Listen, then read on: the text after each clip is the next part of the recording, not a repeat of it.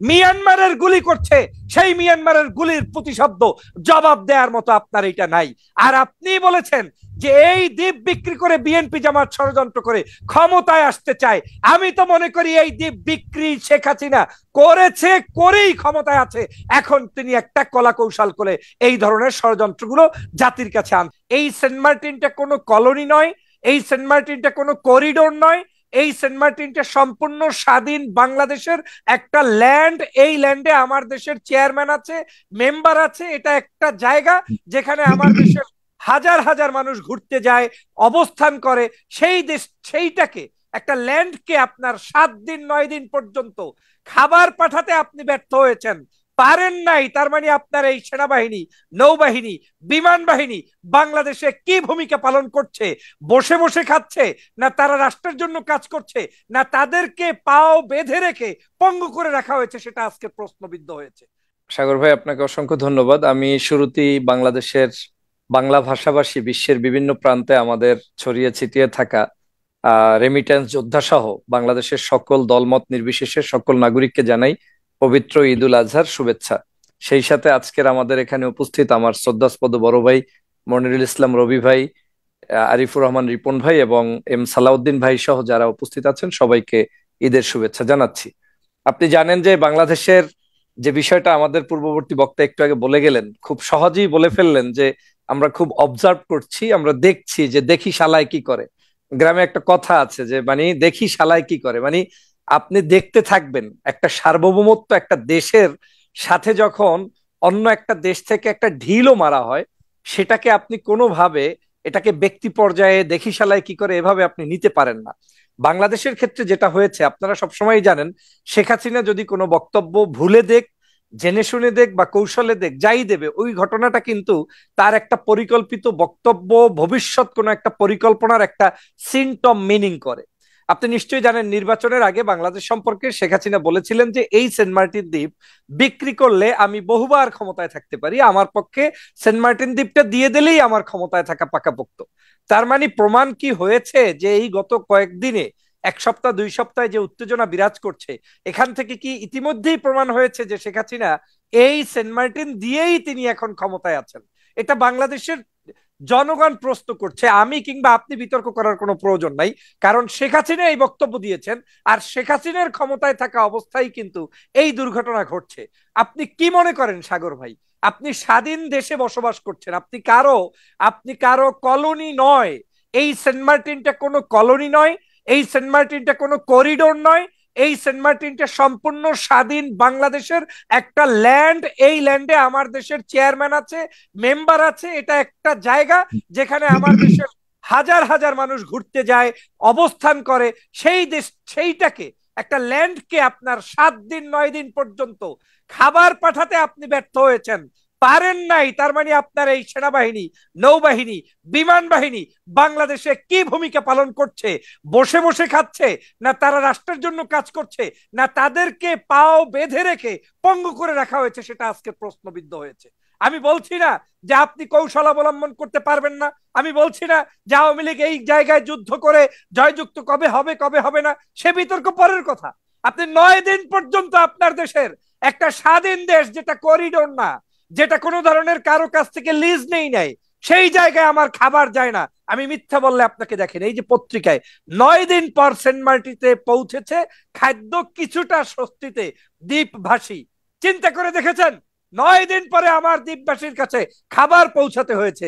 এই যে দেখেন, আরেকজনে লিখেছে সেন্ট মার্টিনে যাতায়াত বন্ধের 8 দিন পর পৌঁছলো খাদ্য পণ্য। ইত্তেফাক, এগুলো তো আমার কোনো নিউজ না। এই যে দেখেন বাংলা ট্রিবিউন, এটা তো আমার কোনো ব্যক্তিগত বক্তব্য নয়। তাহলে 8 দিন 9 দিন পরে যেই খাবারটি আপনি পৌঁছাতে ব্যর্থ হয়েছেন, তারপরে পৌঁছেছে তাও 11 ঘন্টা বসে একটি জাহাজ।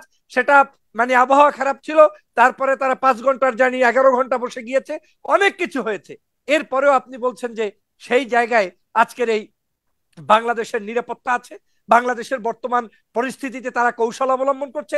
আপনি দেখেন, এই যে দেখেন, এই যে যুদ্ধ জাহাজটা, যেটা নিয়ে এখনো বিতর্ক আছে, গিয়েছে কি গায় নাই, কেউ লিখেছে নাফ নদী থেকে সরে গিয়েছে মিয়ানমারের এই যে যুদ্ধ জাহাজ। এই জাহাজটাকেই যদি একটু ছোট্ট করে দেখাই, তাহলে এই জাহাজটাই দূর থেকে, এই যে এটাই প্রচার হতে ছিল সব জায়গায়, যে আমাদের সেন্ট মার্টিন দ্বীপ থেকে জাহাজের সেই দেখা যাচ্ছে, কাদের? যুদ্ধ জাহাজের। আপনি এখান থেকে যুদ্ধ জাহাজ যাচ্ছে, এটা ছিল, এটা সরে গেছে, যেটা আজকে আপনি ছিল তো আপনি সরে গিয়েছে, আজকে সরে গিয়েছে, এবং সেটা নিয়েও বিতর্ক আছে যে কতটুকু দূরত্বে গিয়েছে, কোথায় গিয়ে থেমেছে। কিন্তু তাদের আভ্যন্তরীণ যুদ্ধের কারণে ছিল, সেটা বাংলাদেশের জন্য ছিল কিনা প্রশ্ন তো আছে। সেটাই প্রশ্ন,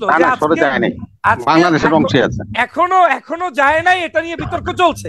কিন্তু যদি যেও থাকে, আপনি এই 9 দিন 15 দিন পর্যন্ত আপনার এখানে যুদ্ধ জাহাজ আছে, আর বাংলাদেশ থেকে কে বলছে? আপনি দেখেন, একটা শব্দ মিথ্যা হলে আপনি অনলাইনে এখন সার্চ দেন, বাংলাদেশের স্বরাষ্ট্রমন্ত্রী বলেছে কে গুলি করছে আমাদের জানা নাই। আশ্চর্য বিষয়, একটা গুলি হচ্ছে, আপনার কাছে তথ্য নাই, বর্ডার কিলিং হবে, তথ্য নাই, আর আপনি বলছেন বাংলাদেশের সবকিছুতে আপনারা পারদর্শী হয়ে গিয়েছেন, আপনারা স্মার্ট বাংলাদেশ হয়ে গিয়েছেন, আপনারা ডিজিটাল বাংলাদেশ শেষ করে ফেলেছেন। এই যে মুখ রোচক বক্তব্য দিয়ে প্রতিটা জায়গায় আজকের আমার বর্ডারকে তারা আজকের অন্য দেশের কাছে অনিরাপদ জায়গায় পরিণত করেছে। সবচেয়ে ভয়ানক দিক হচ্ছে, এতদিন বাংলাদেশের মানুষ বলতো যে ভারত বিশাল রাষ্ট্র, তারা যদি আমাদের উপরে কিছু করে আমার কিছু করার নাই, তাই বঙ্গোপসাগরে পারি না দেওয়ার চাইতে একটু হলেও ধৈর্য ধরে ফেলানির লাশ রিসিভ করা অত্যন্ত ভালো কাজ। এই কথাই তো অনেকে আওয়ামী লীগ বলার চেষ্টা করে। কিন্তু আজ দেখেন, মিয়ানমারের গুলি করছে, সেই মিয়ানমারের গুলির প্রতিশব্দ জবাব দেওয়ার মতো আপনার এটা নাই। আর আপনি বলেছেন যে এই দ্বীপ বিক্রি করে বিএনপি জামাত ষড়যন্ত্র করে ক্ষমতায় আসতে চায়। আমি তো মনে করি এই দ্বীপ বিক্রি শেখ হাসিনা করেছে, করেই ক্ষমতায় আছে। এখন তিনি একটা কলা কৌশল করে এই ধরনের ষড়যন্ত্রগুলো জাতির কাছে আনছে। কেন আনছে? কিন্তু আপনারা এগুলি বলছেন, এগুলিকে গুজব বলছে জনাব। আপনারা ভিত্তিহীন, তথ্যহীন, শুধুমাত্র আপনারা আপনাদের রাজনীতিতে ব্যর্থ হয়ে এখন মানুষকে বিভ্রান্ত করবার জন্য। সাগর ভাই, গুজব হলে, গুজব বিষয় নিয়ে তো ফেস দ্য পিপল টকশো করে না। আপনি কোন দিন ফেস দ্য পিপলে গুজব নিয়ে টকশো করেছেন বলেন? একটা গুজব আছে আজকের বাংলাদেশে, কিন্তু আপনারা গুজব করছেন, এটা ওবায়দুল কাদেরের দাবি। আমরা কিসের গুজব? আমার দেশে গুলি হয়েছে এই শব্দটা আমি বলি নাই, আপনার স্বরাষ্ট্রমন্ত্রী বলেছে যে গুলি হয়েছে, তবে কে করেছে আমি জানি না। তাহলে এটা কি গুজব? আপনার বর্ডারে গুলি আসবে, বাহির থেকে গুলি আসবে। এই যে গত কয়েকদিন আগে ওই মিয়ানমারের সেনাবাহিনীর সদস্যরা আমার দেশে এসে ঢুকেছে, এটা কি গুজব? আপনার সেখানে ঢুকেছে না? আপনি বলেন ঢুকেছে কিনা? আজকের এই যে বাংলাদেশের মানে সীমান্তে আপনার যুদ্ধ জাহাজ অবস্থান করছে, এটা কি গুজব? এটা কি তারা অবস্থান করছে কিনা আপনি বলেন? আজকে যে তাদের ওখানে সরকারের কি করা ছিল? সরকার কি এসব কারণে কি সরকার কি যুদ্ধে যাবে? সরকার তো বলছে আমরা, বা ওবায়দুল কাদের বলছে আমরা নিজের থেকে কারোর সাথে যুদ্ধে জড়াতে চাই না। যুদ্ধে যাবেন কি? যুদ্ধ তো অলরেডি বাজিয়ে ফেলেছেন।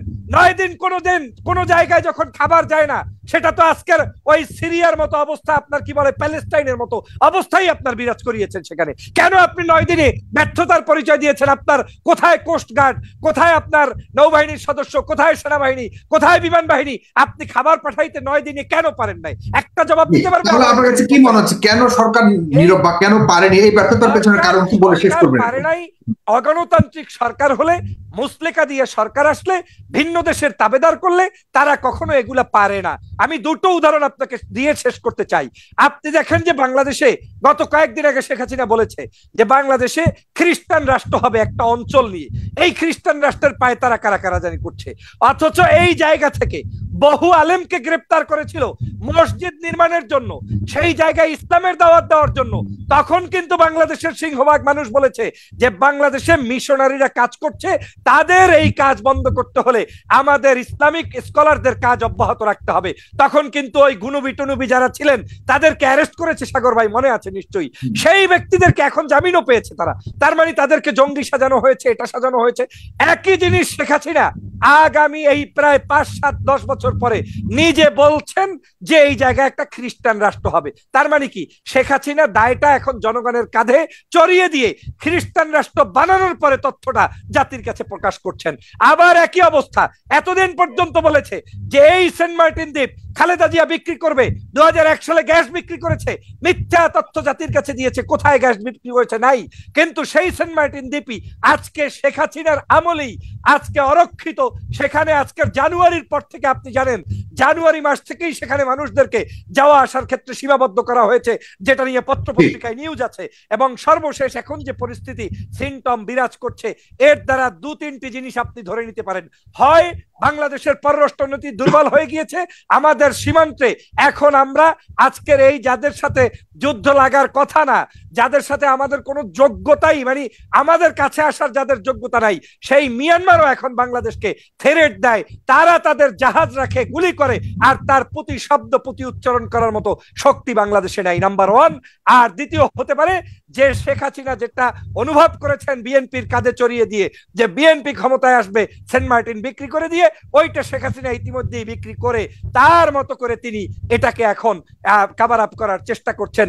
এই দুইটা কারণের যে কোনো একটা কারণ হবে। আর সে কারণেই বিএনপির মহাসচিব বলেছেন যে শেখ হাসিনার আওয়ামী লীগের পদত্যাগ করা উচিত। আর আমি তো বারবার বলি, আমার ঘরের পাকের ঘর যদি আমি নিয়ন্ত্রণ করতে না পারি, তার মানে আমার আপনি এই দুই কারণে মনে করছেন সরকার নিষ্ক্রিয় এবং এসব কারণে সরকারকে পদত্যাগ করা যায়। ধন্যবাদ। জনাব সালাউদ্দিনের কাছে যাচ্ছি।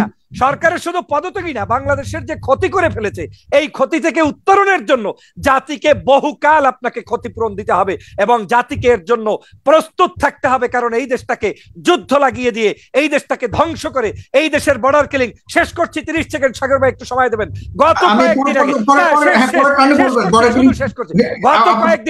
গত কয়েকদিন আগে ভারতের ভিতরে অভ্যন্তরে তাদের ওই দেশের বর্ডারের একজন সদস্য আহত হয়েছিল, পায়ে ব্যথা পেয়েছে না হাতে ব্যথা পেয়েছে। সেই কারণে বাংলাদেশের বর্ডারের মধ্যে মাইকিং করে করে প্রচার করা হচ্ছে তোমরা সবাই এখান থেকে চলে যাও। আমি প্রশ্ন রাখতে চাই, আজ যদি এই ঘটনা বাংলাদেশের ভিতরে কোনো ব্যক্তির হতো তাহলে কি ভারতের যারা নিরাপত্তার দায়িত্বে আছে তারা কি বর্ডার থেকে সব পালিয়ে যেত, মাইকিং করে পাঠিয়ে দেওয়া হতো? নিশ্চয়ই না। এর দ্বারাই প্রমাণ হয় বাংলাদেশের কোনো অবস্থায় আমাদের নিজেদের সুরক্ষার ব্যবস্থা স্বাধীনতার 53 বছরে এখন পর্যন্ত হয়নি, ভবিষ্যতে হবে। সেটা অনেক বড় একটা ইস্যু। জি, আপনি বলবেন পরবর্তী কারণে বলবেন আপনি।